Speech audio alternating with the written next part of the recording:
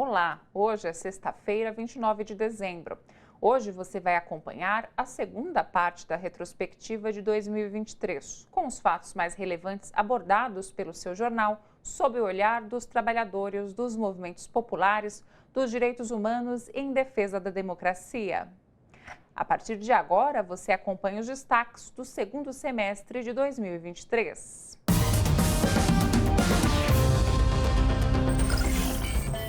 O segundo semestre começa com o presidente Lula sancionando a lei de igualdade salarial entre homens e mulheres que trabalham na mesma função.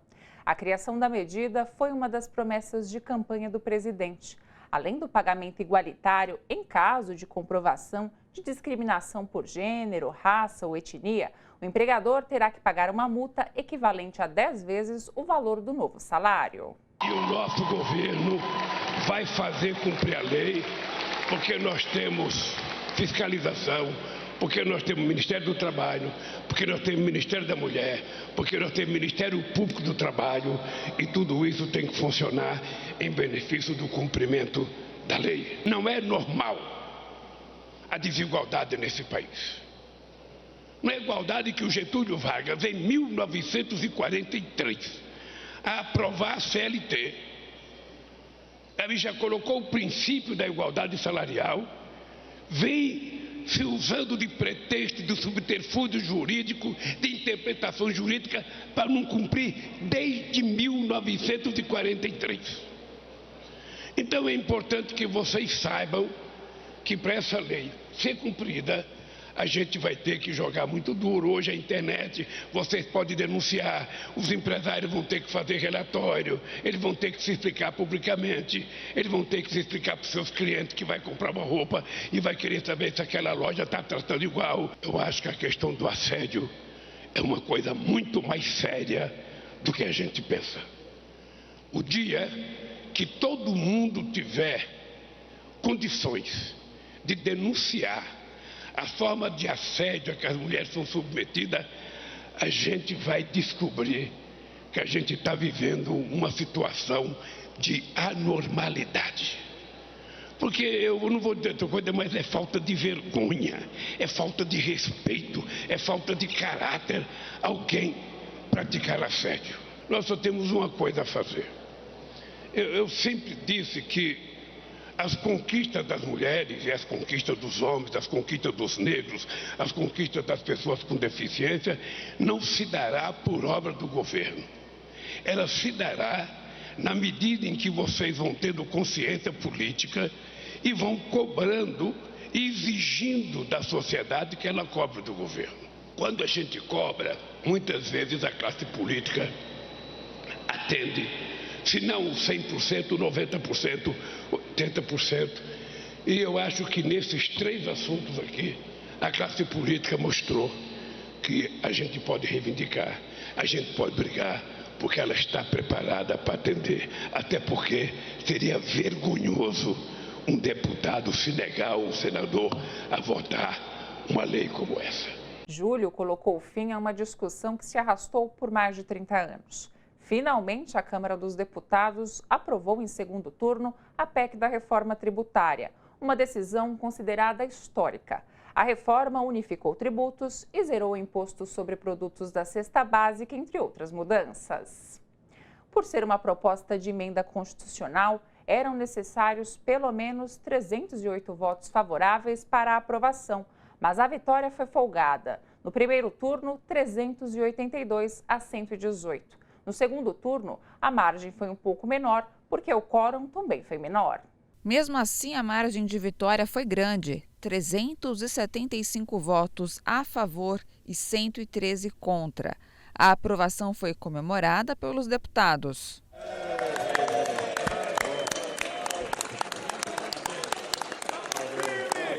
...75 votos sim, 113 votos não, 3 abstenções, do total de 491.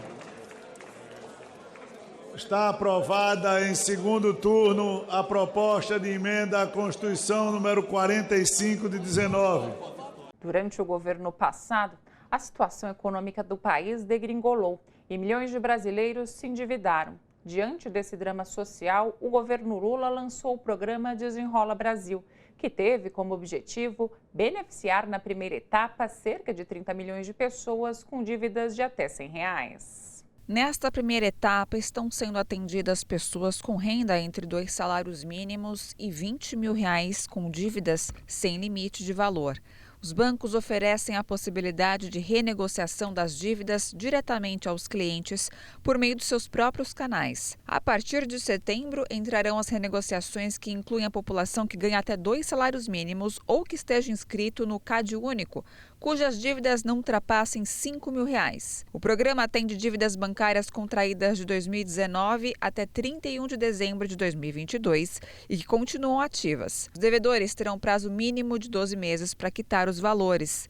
Não entram dívidas não bancárias como tributárias, de conta de água ou luz, entre outras. Só não viu quem não quis e segue não querendo ver. Um pouco mais de 7 meses de governo Lula e o país já dava indícios que estava entrando novamente nos eixos. Dessa vez, a notícia é que a taxa de desemprego havia caído para 8% no trimestre, o menor patamar para esse período em 9 anos. Segundo o IBGE, a queda do índice contou com o aumento da abertura de vagas de trabalho no setor público e de empregos informais sem carteira assinada. A marca de 8% ficou abaixo das projeções do mercado. Analistas esperavam uma taxa de desemprego de 8,2% para o período. No primeiro trimestre, o índice era de 8,8%. Trocando em miúdos, o número de desempregados caiu de 9,4 para 8,6 milhões no intervalo de abril a junho. Foram 785 mil pessoas que voltaram ao trabalho. O mês de agosto marcou a posse do advogado Cristiano Zanin como ministro do Supremo Tribunal Federal na vaga deixada por Ricardo Lewandowski, que havia se aposentado em abril. A cerimônia contou com a presença do presidente Luiz Inácio Lula da Silva, de quem Zanin foi advogado, e da cúpula do Legislativo, dos presidentes do Senado, Rodrigo Pacheco, e da Câmara, Arthur Lira, além do Procurador-Geral da República e políticos. A cerimônia seguiu o rito da corte. Zanin foi conduzido ao plenário pelo ministro mais antigo e pelo mais recente, respectivamente, Gilmar Mendes e André Mendonça. Zanin poderá ficar 27 anos na Corte Máxima. Ele tem 47 anos de idade e completará 75, marco da aposentadoria compulsória, em 2050. Cristiano Zanin já deve participar amanhã dos primeiros julgamentos do semestre no plenário virtual. Entre os casos que analisará, há uma ação do vereador Carlos Bolsonaro contra o deputado André Janones, que o chamou de miliciano e vagabundo. Ainda em agosto, em Belém do Pará, a cúpula da Amazônia reuniu os chefes de Estado dos 8 países que concentram a floresta em seu território. Bolívia, Brasil, Colômbia, Equador, Guiana, Peru, Suriname e Venezuela. O evento teve como principal pauta o desmatamento zero até 2030. O primeiro a discursar na abertura foi o presidente Luiz Inácio Lula da Silva.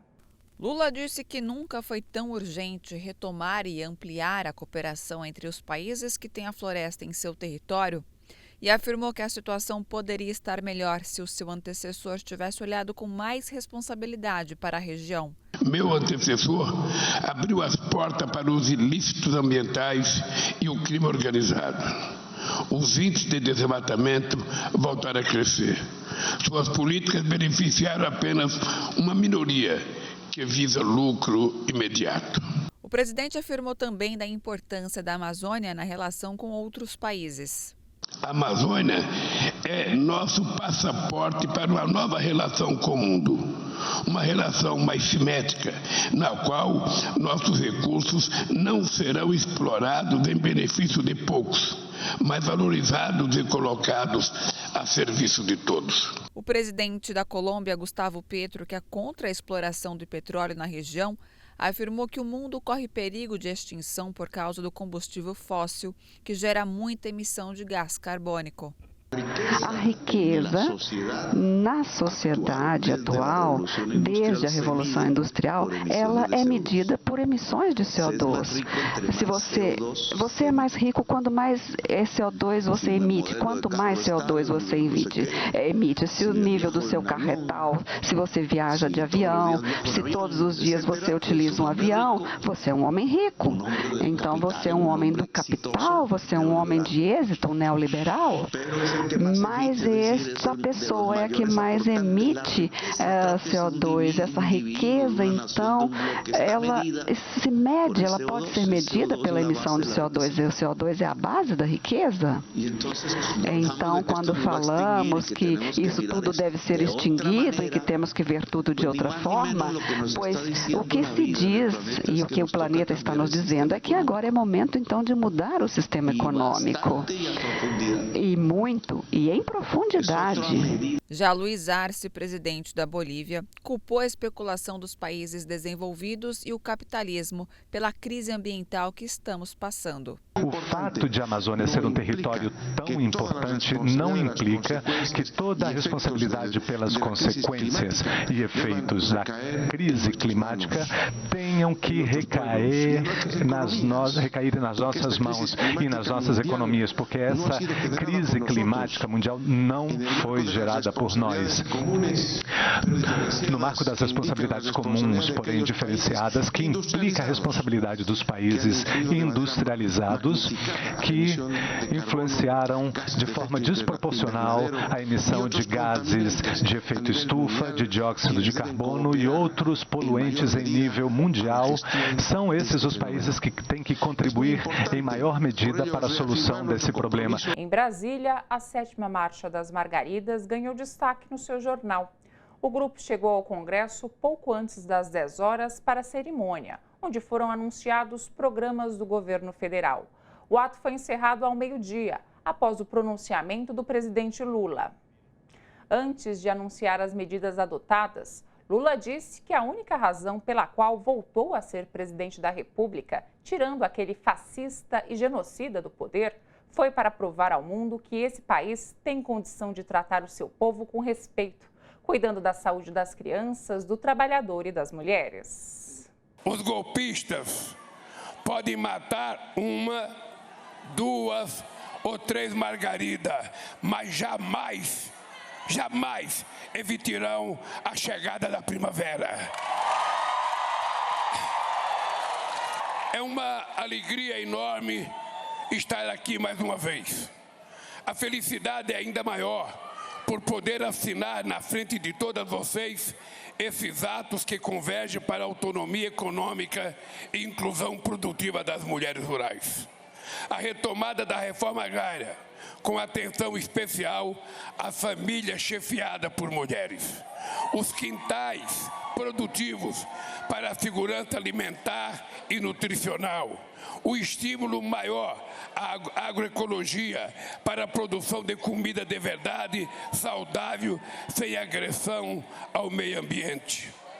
O acesso à terra, à titulação, ao crédito, aos equipamentos e a todo apoio necessário para plantar, produzir cada vez mais.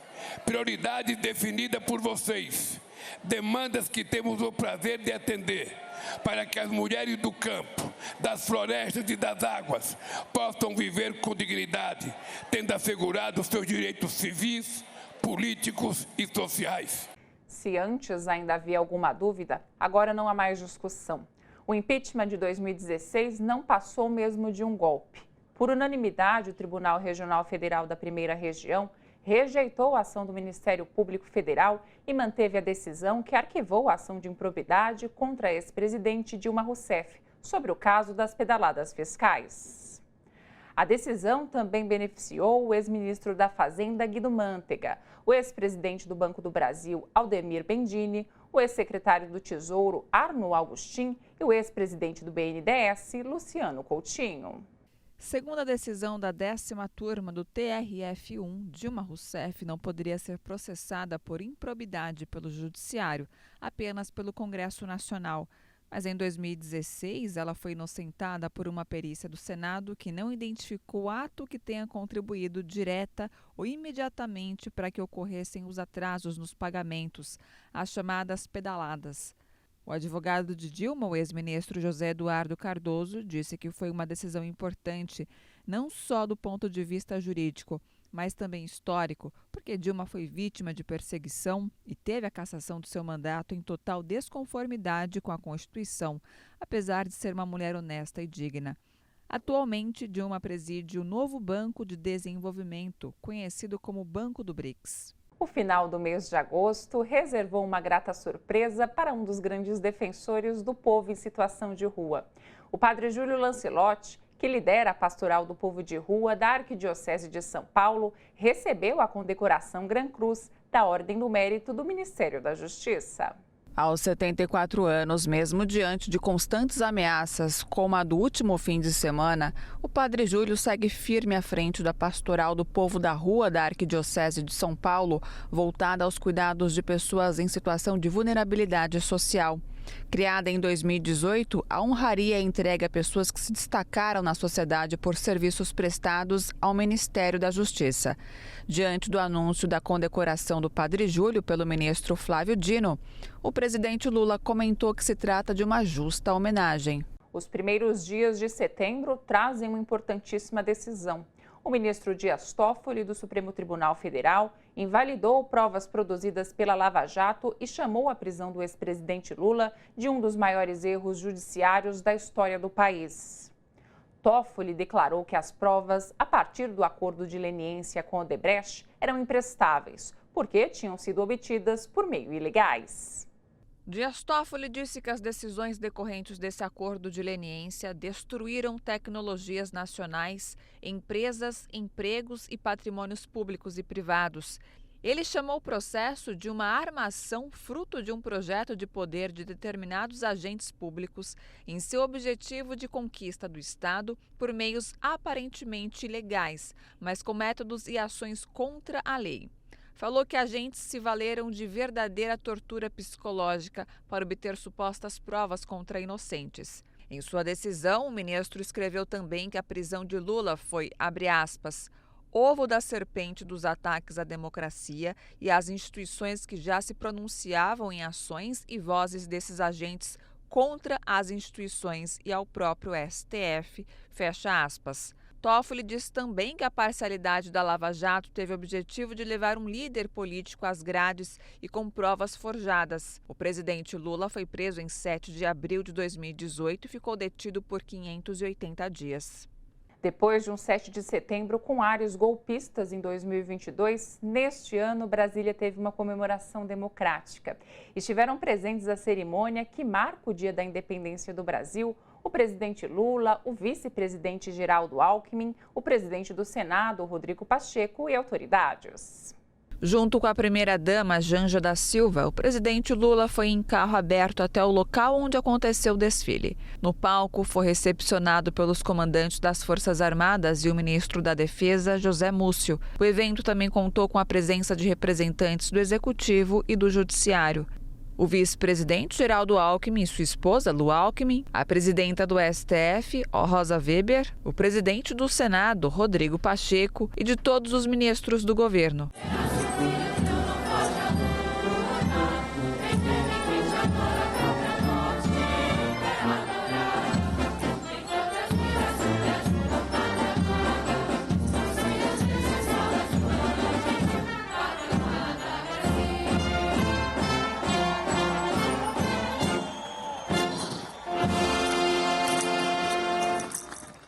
Bandas de estudantes de escolas estaduais e municipais do Distrito Federal, grupos do Exército, da Marinha e da Aeronáutica, além das forças da Polícia Militar e dos Bombeiros, também desfilaram nesta quinta-feira. Até o Zé Gotinha apareceu para lembrar ao povo brasileiro da importância da vacinação e foi ovacionado pelo público. Na defesa da preservação da Amazônia, os militares atuam como aliados na implementação.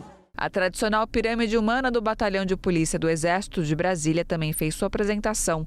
Os Dragões da Independência, guardas do Exército que fazem a segurança das instalações presidenciais, estiveram presentes com a cavalaria. Já no final, o momento mais esperado, a Esquadrilha da Fumaça com manobras que sempre empolgam o público nos céus da capital do país. Uma manobra extremamente técnica, onde as pontas de asas não estão distantes por mais que 4 metros. Recupera do looping.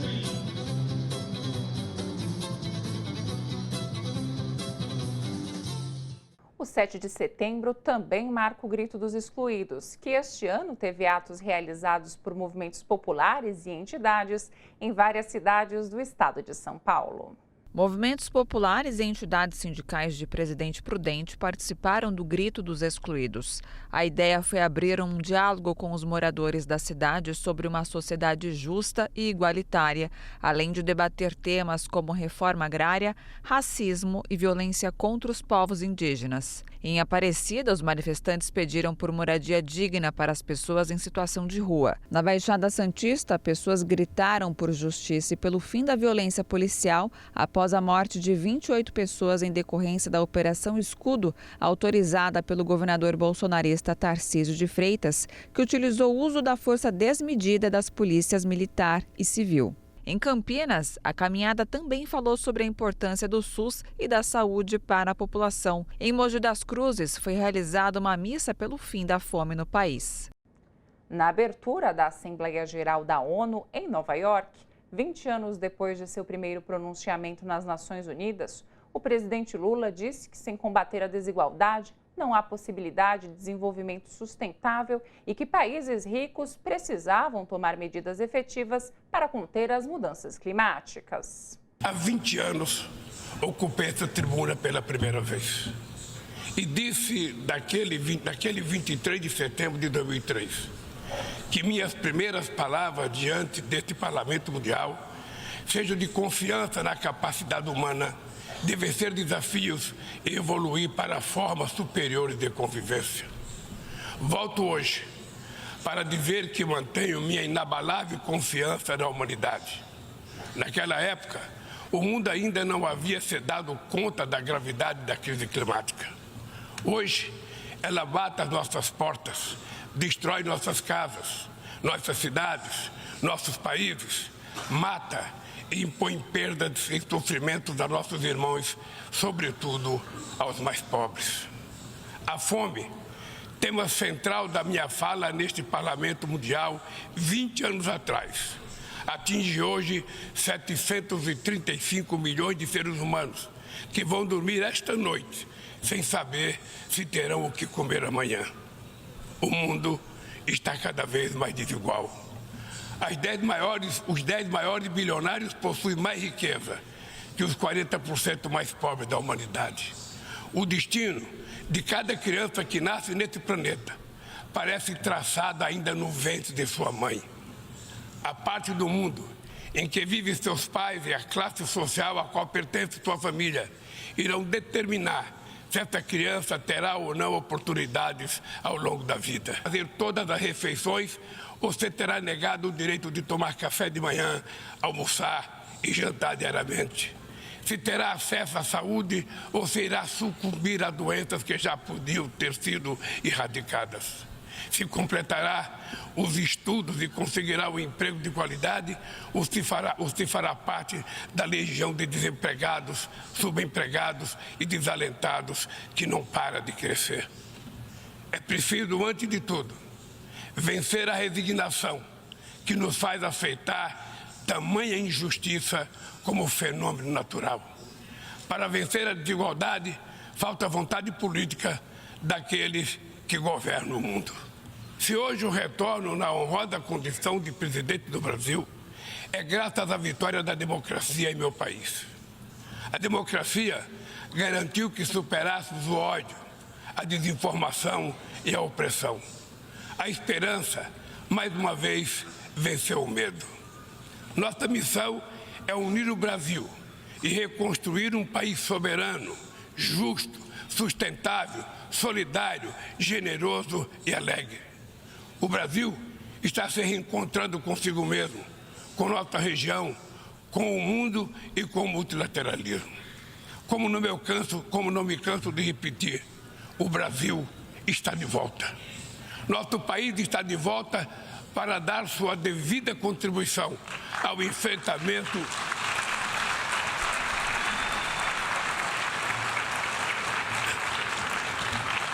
Nosso país está de volta para dar a sua devida contribuição ao enfrentamento dos principais desafios globais. Resgatamos o universalismo da nossa política externa, marcada por diálogo respeitoso com todos. A comunidade internacional está mergulhada em um turbilhão de crises múltiplas e simultâneas.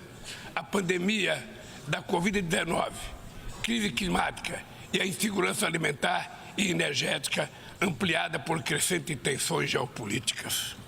O racismo, a intolerância e a xenofobia se alastram, ativadas por novas tecnologias criadas supostamente para nos aproximar. Se tivéssemos que resumir em uma única palavra este desafio, ela seria desigualdade. Sem a votação do relatório final, a CPI do MST foi encerrada melancolicamente. Incapazes de produzirem um trabalho minimamente consistente, os deputados de direita que integravam a comissão acusaram o governo federal de interferir nas atividades. Essa foi a terceira investigação sem desfecho no Congresso contra o movimento dos trabalhadores rurais sem terra. O presidente, o deputado bolsonarista Coronel Zucco, alegou que a CPI foi pressionada a acabar porque o ministro da Casa Civil, Rui Costa, seria convocado. Não explicou, porém, a relação entre uma coisa e outra ou que tipo de pressão teria acontecido. O relatório do deputado bolsonarista Ricardo Salles pedia indiciamento de 10 pessoas, como o general Gonçalves Dias, ex-chefe do GSI, e José Rainha, liderança sem terra, além de classificar movimentos que lutam por reforma agrária como facções criminosas. Salles conseguiu desagradar até mesmo deputados ruralistas, que o classificaram de centralizador e o acusaram de usar a CPI para se promover. Enquanto a chuva castigava o sul do Brasil, a seca prolongada e fora do normal nos rios da Amazônia foi relacionada à combinação de dois fatores que inibem a formação de nuvens e chuvas, o El Niño e a distribuição de calor do Oceano Atlântico Norte. E o pior, a previsão era de mais estiagem nos próximos meses, com o atraso do início da estação chuvosa. No Amazonas, dos 62 municípios, 17 já estão em situação de emergência e 38 em alerta. O governo federal, em parceria com o local, criou uma força-tarefa para lidar com problemas como a navegação de embarcações prejudicada pelas áreas rasas dos rios. Algumas cidades já têm problemas no abastecimento de água e de alimentos e a estiagem também tem resultado na morte de peixes, botos e outros animais. Hoje, ao participar de oficina sobre mudanças climáticas, a ministra do Meio Ambiente, Marina Silva, destacou que o que está acontecendo no Rio Grande do Sul e agora no Amazonas é a demonstração em 3 dimensões de que os eventos climáticos extremos já estão nos afetando de forma assustadora e dramática. Um marco histórico para o judiciário brasileiro. A jurista Edilene Lobo foi a primeira mulher negra a tomar posse no cargo de ministra do Tribunal Superior Eleitoral. Em um discurso emocionante, a magistrada falou da importância de assumir a função. Ao ocupar essa cadeira hoje pela primeira vez como ministra substituta, é um orgulho e também uma responsabilidade. E neste momento, perpassando a minha vida profissional como advogada e como professora, lembrando da minha paixão pelo direito e minha fidelidade à democracia, eu quero dizer que esse lugar onde estou não é só meu, não é só de uma pessoa. Este lugar e esta missão são a um só tempo resultado e ponto de partida de lutas históricas de grupos minorizados para vencer a herança estrutural de desigualdade de oportunidades que precisa ser superada em nossa nação. Nesse sentido de esforço e comprometimento coletivos para que eu esteja neste espaço de ministra do TSE na data de hoje, eu quero agradecer a todas as pessoas que colaboraram nessa conjunção de energias, me lembrando das pequeninas meninas negras de minha infância, na minha querida Taiobeiras. É de lá que eu trago o sonho de que podemos mais. O povo pobre, que resiste há século e luta pelo resgate de sua história, esperançando, senta-se comigo nesta cadeira. Nós vamos fazer uma pausa rápida e já voltamos com a segunda parte da retrospectiva que traz os principais acontecimentos do segundo semestre de 2023. Até já!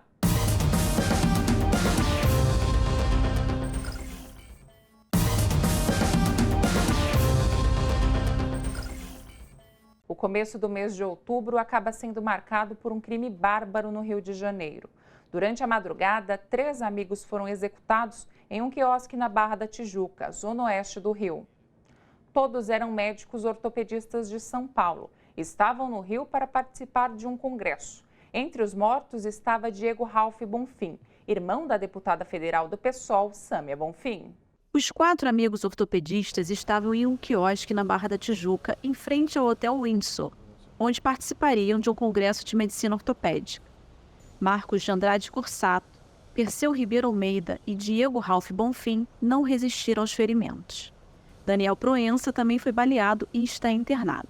Câmeras de segurança mostraram a ação dos bandidos. Estava do lado do corrido ali, a gente estava tomando uma cerveja, comendo, e aí a gente ouviu um barulho, parecia garrafa quebrada. Quando deu a segunda, terceira barulho idêntico, a gente percebeu que era tiro, e aí a gente desceu correndo para a hora da praia. Quando deu um minuto mais ou menos, eu voltei, tinha deixado meus pertences ali na mesa e não tinham roubado nem nada, então a gente percebeu que não foi um assalto exatamente. E aí já tinha ido embora, acho que eram 2 ou 3 elementos ali. Enfim, foi tudo muito rápido e muito assustador. Mais de 30 disparos foram feitos em direção às vítimas. Não teve conversa, não teve voz de assalto nem nada, simplesmente chegaram e atiraram. E foi muito rápido, assim, em questão de 30 segundos já tinha acontecido tudo. Como eu falei, não teve voz de assalto nem nada, foi simplesmente uma execução, não sei porquê. E a gente assustou muito, tinham crianças próximas, o quiosque estava movimentado, apesar do horário, e a gente se assustou bastante. A Polícia Civil do Rio afirmou em pronunciamento que o fato é grave e que a investigação será rigorosa. O ministro da Justiça e Segurança Pública, Flávio Dino, determinou à Polícia Federal que acompanhe as investigações devido ao elo de uma das vítimas com os parlamentares Sâmia Bonfim e Glauber Braga. Diego Ralph Bonfim, de 35 anos, é irmão de Sâmia e cunhado de Glauber. O Departamento Estadual de Homicídios e de Proteção à Pessoa do Estado de São Paulo também participa das investigações. Mas outubro também reserva uma notícia sensacional. Pela primeira vez, um indígena é eleito para a Academia Brasileira de Letras. Trata-se de Ailton Krenak, que recebeu 23 votos, superando a historiadora Mari Del Priore e outro representante indígena, o escritor Daniel Munduruku. Krenak é doutor honoris causa pela Universidade Federal de Juiz de Fora e ocupa a cadeira 24 da Academia Mineira de Letras. Nascido no Vale do Rio Doce, mudou-se para o Paraná aos 17 anos e participou da fundação da União Nacional dos Indígenas, o primeiro movimento indígena de expressão nacional. Entre os livros mais conhecidos de Ailton Krenak estão A Vida Não é Útil e Ideias para Adiar o Fim do Mundo. Milhares de pessoas já morreram no conflito Israel-Palestina desde a ofensiva lançada pelos guerrilheiros do grupo Hamas no dia 7 de outubro. Há mais de 70 anos, os palestinos lutam contra a anexação de territórios onde viviam. Mas o movimento de resistência palestina pegou o governo de Israel de surpresa. A Operação Al-Aqsa foi considerado o maior ataque frontal a Israel. Mais de 5.000 foguetes foram disparados durante a primeira fase desta ação contra Israel. Os combatentes da resistência cruzaram a fronteira guardada com a faixa de Gaza e entraram nas colônias e bases militares israelitas, onde apreenderam armas, munições e equipamentos de guerra. Fizeram centenas de reféns colonizadores, o que indica uma falha grosseira da inteligência israelita.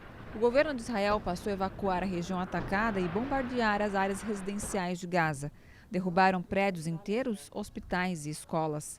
Gaza tem a maior densidade populacional do mundo. Mais de 2 milhões de pessoas vivem concentradas em um território muito pequeno. O jornal israelense Haaretz disse que esta guerra é de responsabilidade absoluta do primeiro-ministro israelense Benjamin Netanyahu. Segundo o jornal, Netanyahu fez todos os acordos com a extrema-direita para escapar da prisão por corrupção, não cumpriu acordos com os palestinos e negligenciou a segurança israelense.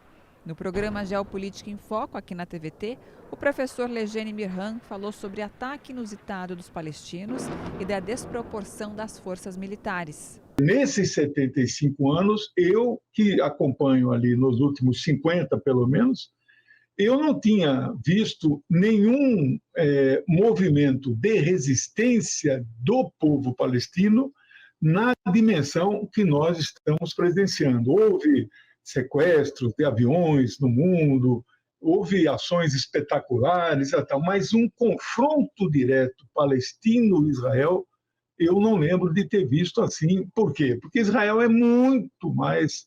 É uma guerra desproporcional. Diante do revide desproporcional de Israel, o presidente da Autoridade Palestina, Mahmoud Abbas, exigiu o fim imediato da agressão generalizada contra o povo palestino.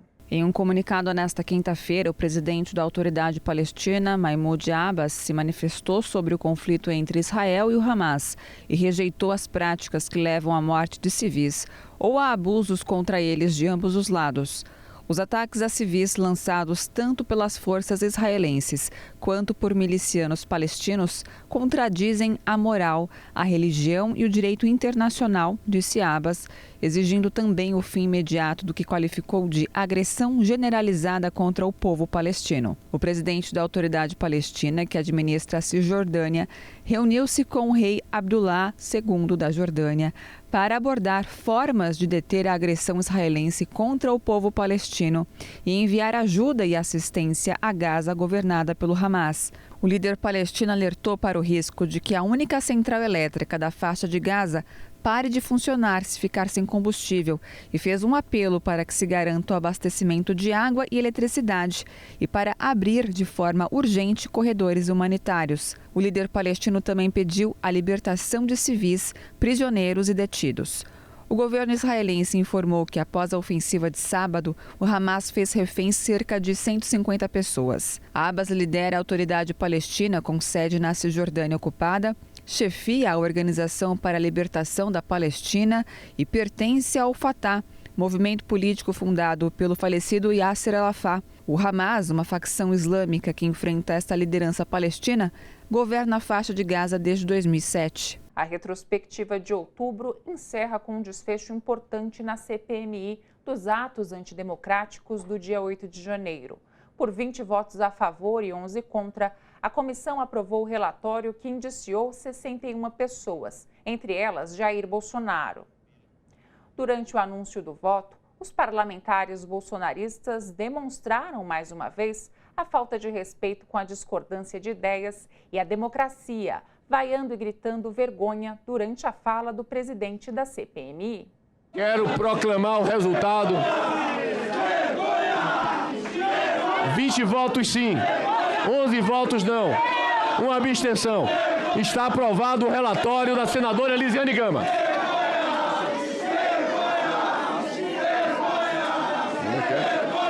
Nada mais havendo a tratar, havendo número regimental.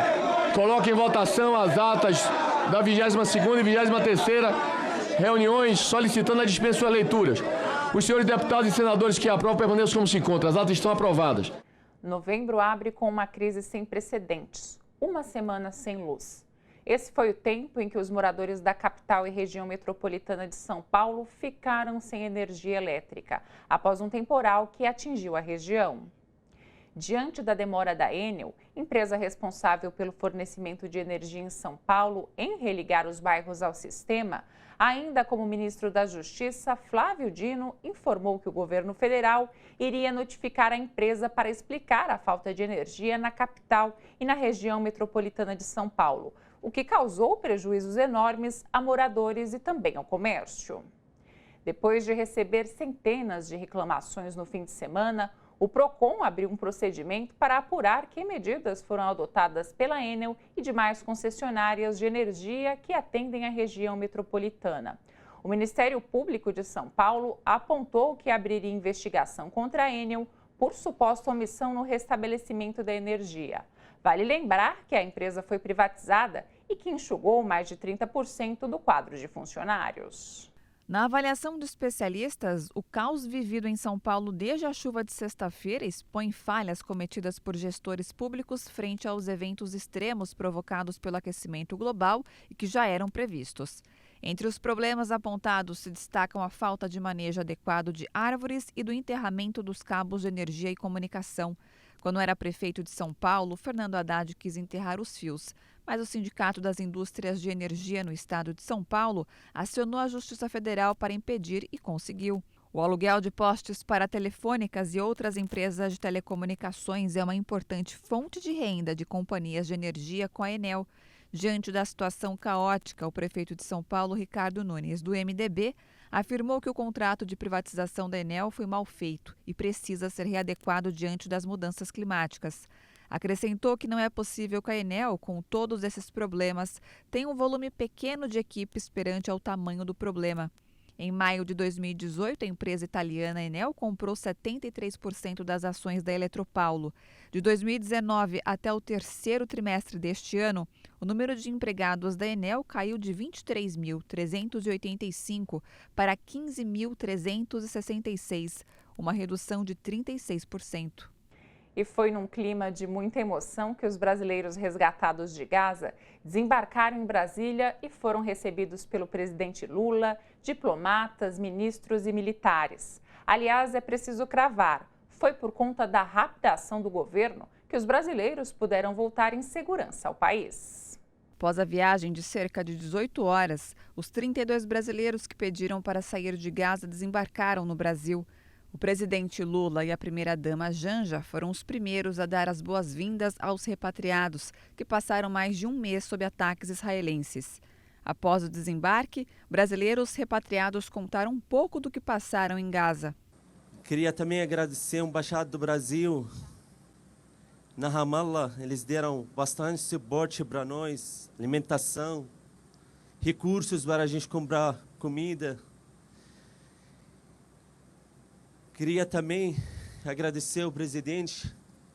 Tinha falado com ele mais de 10 minutos quando eu estava lá. O que está acontecendo lá, na verdade, é um massacre difícil para todos vocês entender o que a gente passa lá. As bombas caem no todo lado. As minhas filhas ficaram muito chocantes lá, muito tristes. Primeira semana, segunda semana a gente começou a ficar mentindo. A gente falava que esses ataques são bomba, explosão das festas e aniversário. Mas a gente não conseguiu segurar muito tempo. Quando eles começaram a entender o que está passando, às vezes quando chega avião militar israelense, elas fecham a janela para achar que quando fecha a janela ela sente proteção. Mas graças a Deus que a gente chegou aqui, e eu agradeço muito o governo federal e a presidente. A gente chegou a um ponto a pensar que não vamos mais conseguir sair de lá e vamos todos morrer e ninguém vai saber da gente. Mas graças a Deus, graças ao governo brasileiro, graças ao presidente do Brasil, à Força Aérea, à Embaixada, a todos, a gente está aqui agora. Eu agradeço muito do fundo do meu coração e todos nós que conseguimos chegar aqui hoje também agradecemos muito do fundo do coração a todos que ajudaram a gente a chegar aqui. Eu até agora não estou conseguindo acreditar que eu estou aqui, eu estou viva ainda. Achei que eu ia morrer. Eu estou muito feliz, estou muito emocionada por estar aqui, de verdade. Eu agradeço muito, presidente. Além de garantir o apoio do governo aos repatriados, o presidente Lula garantiu que tentará resgatar outros brasileiros que queiram sair de Gaza. Hoje, no programa Conversa com o Presidente, Lula falou como foi o encontro. E a chegada dele foi uma coisa emocionante, porque você percebe pela cara que são pessoas sofridas, que são pessoas... Tinha um companheiro que foi no casamento de uma irmã, sabe? E depois de 3 dias que ele estava lá, aconteceu.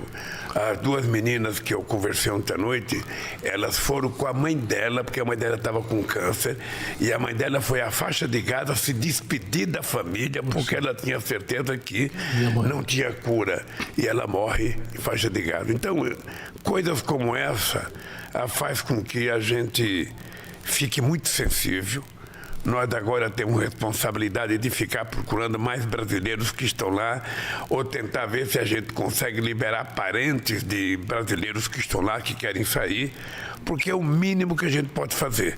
É ser humano no momento em que os humanos precisam de humanismo.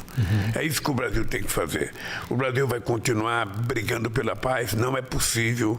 É inadmissível que a gente não tenha uma solução para isso. É inadmissível, sabe, que a gente não tenha encontrado uma solução. O Brasil, na presidência do Conselho de Segurança, fez um trabalho extraordinário. O Mauro Vieira foi excepcional. Produzimos uma nota que teve o apoio de 12 países. Teve mais abstenção da Rússia e da Inglaterra, que são também do Conselho de Segurança. E apenas um país, sabe, teve o direito de vetar e vetou, que foi os Estados Unidos. Quer dizer, isso é incompreensível, não é admissível. Por isso que nós brigamos para mudar a ONU. A ONU precisa mudar. A ONU de 1945 não vale mais nada em 2023. Ainda falando sobre o cenário internacional, o destaque foi a guinada para a extrema-direita na eleição argentina. Líderes de diversos países sul-americanos e de outros continentes parabenizaram o presidente eleito da Argentina, o ultradireitista Javier Milei. Presidentes e autoridades estrangeiras parabenizaram o ultraliberal Javier Milei pela vitória no segundo turno das eleições na Argentina. O presidente Lula se pronunciou no Twitter e afirmou que a democracia é a voz do povo. O petista também desejou boa sorte e disse que o Brasil está à disposição para trabalhar junto. A Argentina é o principal parceiro econômico do Brasil e um dos pilares do Mercosul. Outros líderes sul-americanos também saudaram o processo eleitoral argentino. Gabriel Boric, presidente do Chile, desejou o melhor ao povo argentino, enquanto Luiz Lacalle Pou, do Uruguai, disse que os 2 países têm muito para trabalhar. Em nota, o chefe da diplomacia dos Estados Unidos, Antony Blinken, também parabenizou Milei pela vitória e disse que espera trabalhar em prioridades compartilhadas, além de elogiar a forte participação e o desenvolvimento pacífico da votação. A chancelaria chinesa afirmou nesta segunda-feira que o processo eleitoral foi suave e ressaltou a boa relação entre os 2 países, enquanto o presidente do Conselho Europeu, Charles Michel, disse esperar continuar a cooperação com a Argentina. Em São Paulo, a festa do Dia da Consciência Negra deste ano aconteceu na Avenida Paulista. Milhares de pessoas celebraram a data e pediram mais respeito ao povo preto. O dia 20 de novembro se tornou feriado estadual neste ano na Assembleia Legislativa do Estado, graças ao projeto do deputado estadual Teonílio Barba, que comemorou a conquista.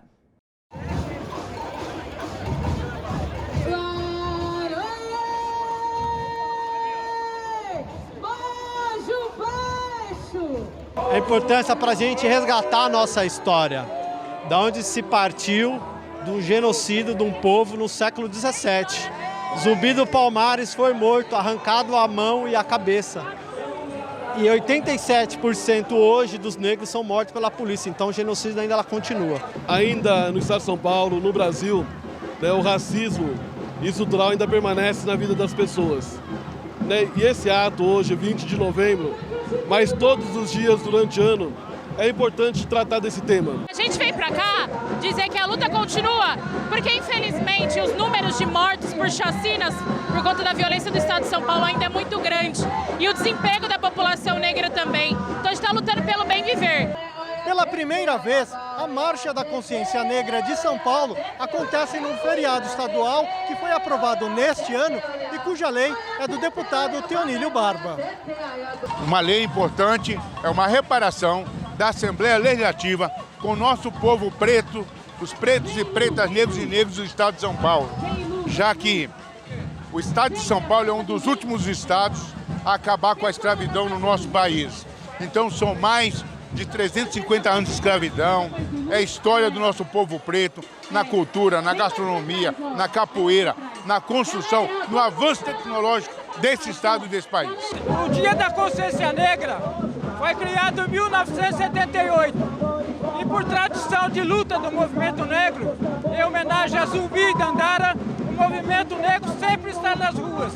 Essa é a importância desse ato que nós estamos realizando aqui. Através das manifestações pretas, dos movimentos populares, é que se estabeleceu o Dia da Consciência Negra, para trazer a pauta, né, para trazer à tona que nós temos cultura, que nós temos luta e que o racismo ainda é muito forte aqui no Brasil. Nós da Central Única dos Trabalhadores estamos aqui somando a esse grande ato, um ato que pede várias coisas para nós, novamente, né, para nós da população negra e principalmente da população negra, políticas públicas e também, né, que parem de matar a população negra nesse país. Se Palmares não vive mais, faremos Palmares de novo! As pautas desse ato, elas são as pautas do bem viver do povo negro, né? Contra a violência da polícia, saúde da população negra, a 10.639 e mais políticas públicas no combate à discriminação racial. Essa é a 20ª Marcha da Consciência Negra, ou seja, durante 20 anos, essa marcha acontece aqui na Paulista.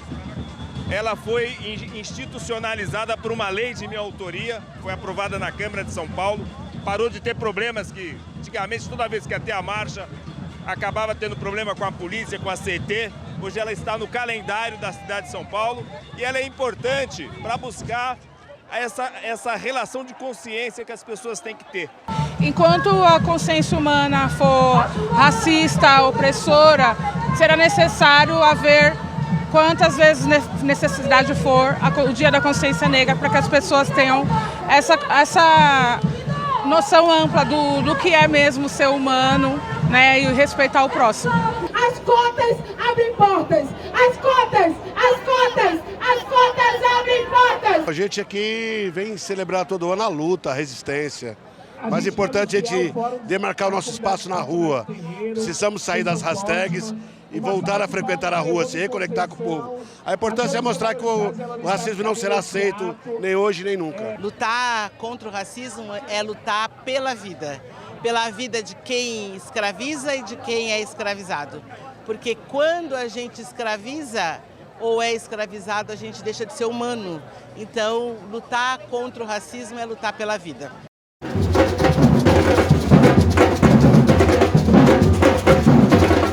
Novembro chega ao fim com um desentendimento inesperado entre Venezuela e Guiana. Esse Esequiba é um território reivindicado pela Venezuela desde 1899, quando o Reino Unido retirou do país parte de sua extensão.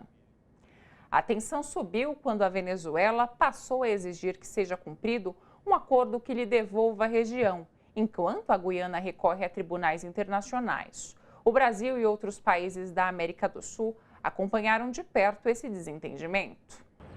Olá a todos, os venezuelanos se preparam para ir às urnas. No próximo domingo, 3 de dezembro, será realizado um referendo consultivo. Segundo as autoridades venezuelanas, a consulta foi convocada em defesa da região de Esequibo, um território de 159 mil quilômetros quadrados, em disputa com a vizinha Guiana.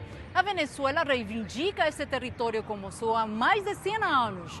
Em 2018, a Guiana recorreu ao Tribunal da Haia para pedir que a área de Esequibo fosse reconhecida como seu território com base em uma sentença de 1899. Por outro lado, a Venezuela considera que o único tratado válido é o Acordo de Genebra de 1966, firmado com o Reino Unido e que reconhece a demanda venezuelana. O impasse entre os dois países agravou-se depois que a Guiana autorizou unilateralmente a empresa americana ExxonMobil a extrair petróleo na zona de Esequibo.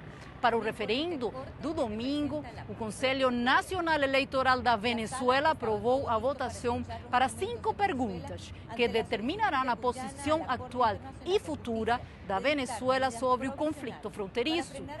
20.600.000 pessoas estão aptas para votar. A campanha eleitoral termina na próxima sexta-feira. O mês de dezembro chega e com ele a COP28, a Conferência das Nações Unidas para as Mudanças Climáticas em Dubai, nos Emirados Árabes. Ao discursar na abertura, o presidente Lula criticou duramente a postura hipócrita de lideranças mundiais, que fazem discursos eloquentes sobre o clima, mas não cumprem os acordos climáticos e investem em armas. Lula também pediu união para o enfrentamento dos grandes desafios das mudanças climáticas no planeta e lamentou o descumprimento de acordos. É preciso resgatar a crença no multilateralismo.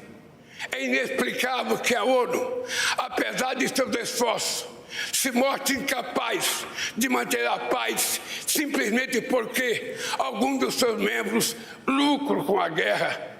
É lamentável que, de acordo com o Protocolo de Kyoto de 1997 ou os Acordos de Paris de 2015 não sejam implementados. Governantes não podem se eximir de suas responsabilidades. Nenhum país resolverá seus problemas sozinho. Estamos todos obrigados a atuar juntos, além de nossas fronteiras. O Brasil está disposto a liderar pelo exemplo. Ajustamos nossas metas climáticas, que são hoje mais ambiciosas do que a de muitos países desenvolvidos. Reduzimos drasticamente o desmatamento na Amazônia e vamos zerá-lo até 2030. Formulamos um plano de transformação ecológica para promover a industrialização verde, a agricultura de baixo carbono e a bioeconomia. Forjamos uma visão comum com os países amazônicos e criamos pontes com outros países detentores de florestas tropicais. O mundo já está convencido do potencial das energias renováveis.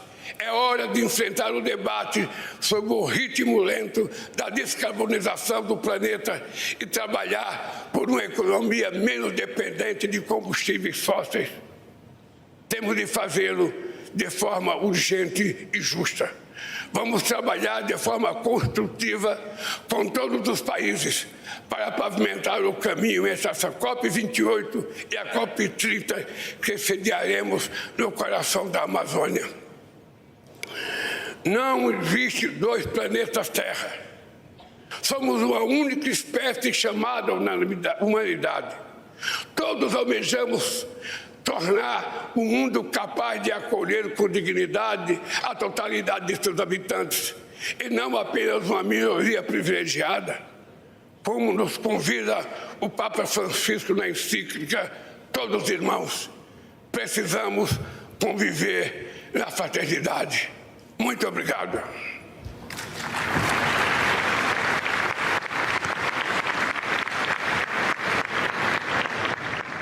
Dezembro também foi o mês que marcou a tragédia da Braskem em Maceió, capital de Alagoas, onde uma mina de salgema, um cloreto de sódio utilizado para produzir soda cáustica, afundou parte de um bairro, deixando centenas de famílias sem ter onde morar.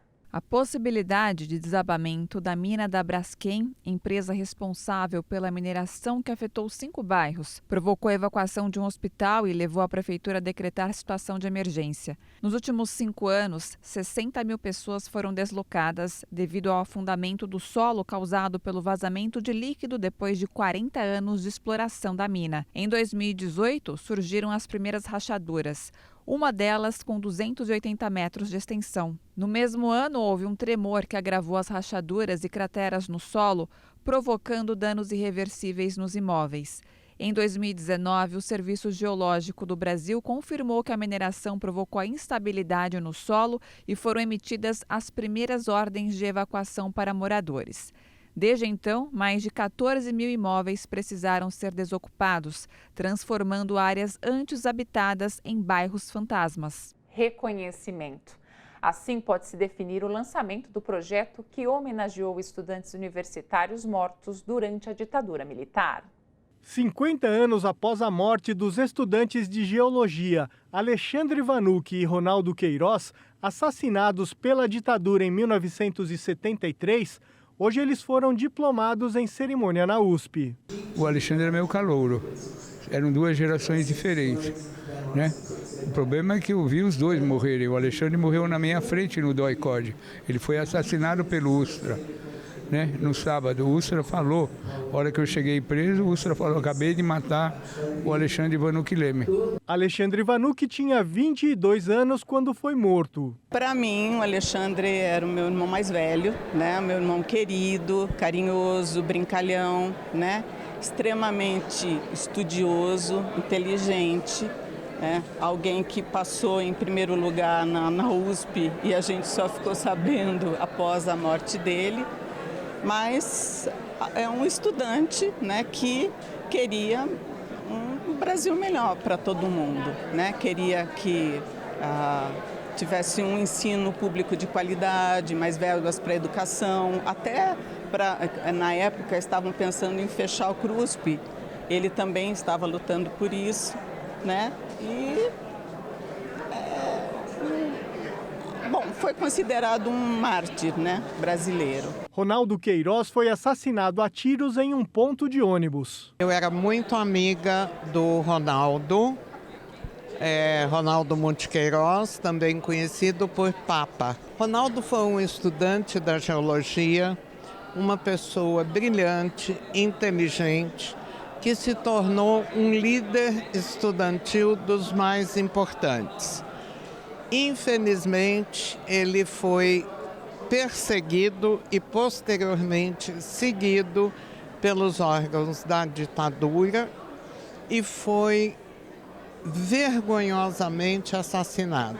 A diplomação póstuma é um reconhecimento da USP pela trajetória interrompida de 33 jovens que lutaram contra a ditadura e por um Brasil mais justo e democrático. O projeto Diplomação da Resistência é uma iniciativa de luta por memória, justiça e reparação histórica contra os crimes da ditadura civil e militar de 1964. O projeto Diplomação de Resistência é um projeto feito em parceria com a Universidade de São Paulo, no qual a gente vai dar o diploma daqueles e daquelas que lutaram, resistiram, deram suas vidas no combate à ditadura militar, pela democracia, pelos direitos. Então a gente vai completar simbolicamente a graduação daqueles que foram assassinados pelo regime da ditadura militar. É preciso levar adiante todo o trabalho das comissões da verdade, mais de 100 comissões da verdade que o Brasil realizou,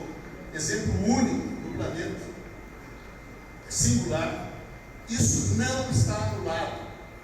Isso constitui um avanço irreversível no processo histórico. Trata-se de retomar, partir do patamar novo e cumprir tudo que ainda falta. Uma mudança histórica no sistema tributário do Brasil. Finalmente, o Congresso Nacional promulgou a reforma tributária, um passo importante para o país que não podia mais ser adiado. Agora que a reforma tributária está valendo, o que irá mudar para o trabalhador e para a população? A principal característica da reforma tributária é a simplificação de impostos e o fim dos impostos cumulativos na cadeia de produção. Com a reforma, haverá apenas 2 impostos. Uma é a CBS, Contribuição sobre Bens e Serviços, que substituirá os tributos federais como PIS, COFINS e IPI. E o outro é o IBS, Imposto sobre Bens e Serviços, que vai substituir o ICMS estadual e o ISS municipal. As alíquotas não foram definidas e serão discutidas mais para frente, mas a ideia é não ser uma carga de impostos superior ao que se paga hoje. Se essa simplificação, de fato, na sua regulamentação, né, e ao longo do tempo, ela virar uma realidade, a gente tem que ter esse benefício repassado para o conjunto da sociedade.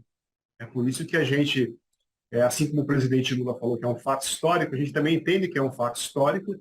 A gente também tem que comemorar a primeira reforma tributária no nosso ambiente democrático. mas também não podemos deixar de olhar que tem muitos desafios pela frente ainda. Para a classe trabalhadora, a novidade é o imposto zero para uma cesta básica de alimentos, que ainda será elaborada, e também a criação do chamado cashback, que nada mais é do que a devolução de parte dos impostos pagos por pessoas de baixa renda, mas que também será regulamentada em novas discussões. Se criou, a cesta básica nacional, que estará sujeita a uma alíquota zero.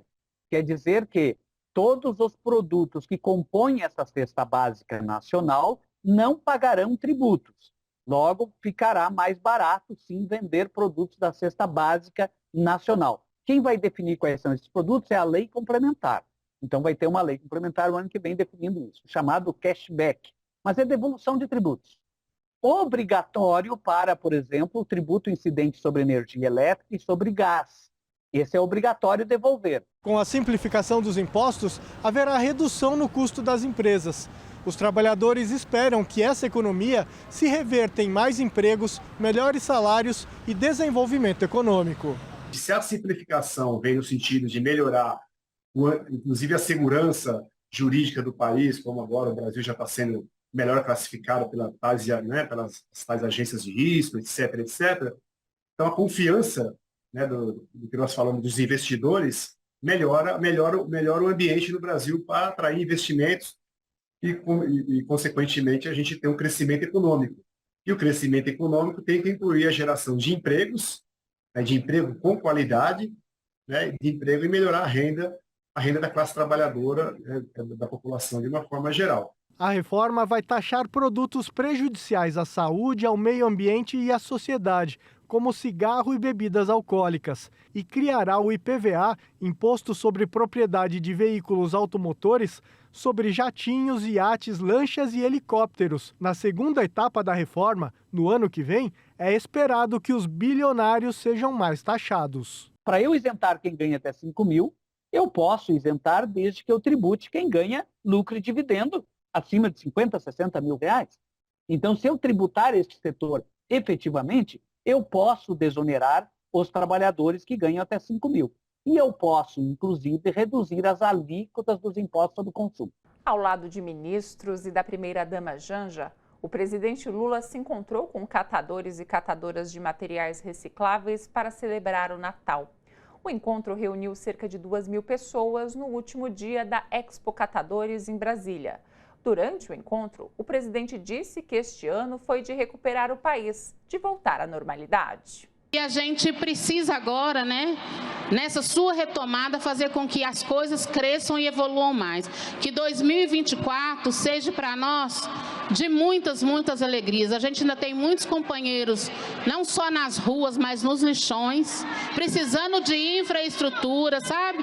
Precisando de cuidado mesmo. Então, que em 2024 as coisas realmente aconteçam para nós catadores, como nesse ano, só de alegria, que ano que vem pode vir lutas, mas que venha bastante trabalho e que a gente trabalhe muito para poder vencer todas as nossas dificuldades. Nós, catadores, temos pressa. Quem tem fome tem pressa. Então, a gente precisa que esse governo continue nos apoiando, nos ajudando e fortalecendo a nossa cadeia. Que o senhor não é só esperança para os catadores. O senhor é esperança para a democracia do nosso país. Se o senhor não tivesse se colocado à disposição do nosso país, com certeza os catadores estariam sofrendo nesse momento muito mais do que sofreu ao longo desses anos, que foi um desastre para o nosso país. Foi um ano de muito trabalho, mas foi um ano de muita colheita. Nós conseguimos fazer nesse ano aquilo que pouquíssima gente imaginava que nós pudéssemos fazer em tão pouco tempo. A Aline não tem dimensão. Quando você colocou a faixa previdencial no dia 1º de janeiro no meu pescoço, a transformação que a gente precisava fazer no Brasil para fazer o Brasil voltar à normalidade.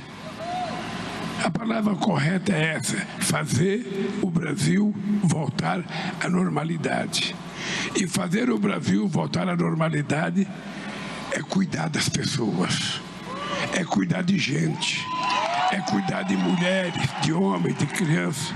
Esse ano de 2023 foi o ano da gente recuperar o país, da gente arar a terra, da gente adubar a terra, da gente colocar a semente, cobrir a semente com a terra, e agora nós temos que ficar jogando água, porque daqui a pouco tudo que a gente sonha vai brotar, e vocês vão poder viver dignamente outra vez. O que eu quero é que vocês deixem de ser invisíveis. O que eu quero é que um cara que passe de carrão na rua e veja um de vocês puxando o carrinho de vocês, ele se sinta menor diante de vocês. Ele saiba que vocês estão de cabeça erguida, orgulhosos do trabalho que você faz, sem sentir vergonha da soberba dos outros. E isso a gente vai conseguir, se Deus quiser. A retrospectiva de 2023 chegou ao fim. Um ano, sem qualquer sombra de dúvidas, muito melhor em todos os aspectos. Ano de reconstrução e de reconquistas. Ainda há muito o que fazer. Afinal, a destruição pela qual passamos nos últimos 2 governos foi imensa. Mas o dito popular, não há mal que sempre dure, nem miséria que nunca se acabe, nunca esteve tão certo. O país voltou a crescer, a gerar empregos, e a economia saltou 2 posições no cenário mundial. O Brasil voltou a ser respeitado internacionalmente. Ano que vem é hora de olharmos para frente e renovarmos a fé num mundo melhor para todos os brasileiros. Num país que siga acreditando nos direitos humanos e na democracia, mais solidário. Em nome de toda a equipe do Seu Jornal e da TVT, eu quero reforçar o agradecimento a todas, todos e todes que nos acompanharam ao longo desse ano. É graças a vocês que as vozes da TVT, da Rádio Brasil Atual e da Rede Brasil Atual continuam chegando cada vez mais longe e levando as notícias que realmente interessam ao povo brasileiro. Boa virada de ano, com muita paz e amor, um forte abraço, cheio de energia, e até o dia 2 de janeiro de 2024. Quando o Seu Jornal volta para seguir exibindo as reportagens com o olhar dos trabalhadores e dos movimentos populares nas lutas por direitos humanos em defesa da democracia.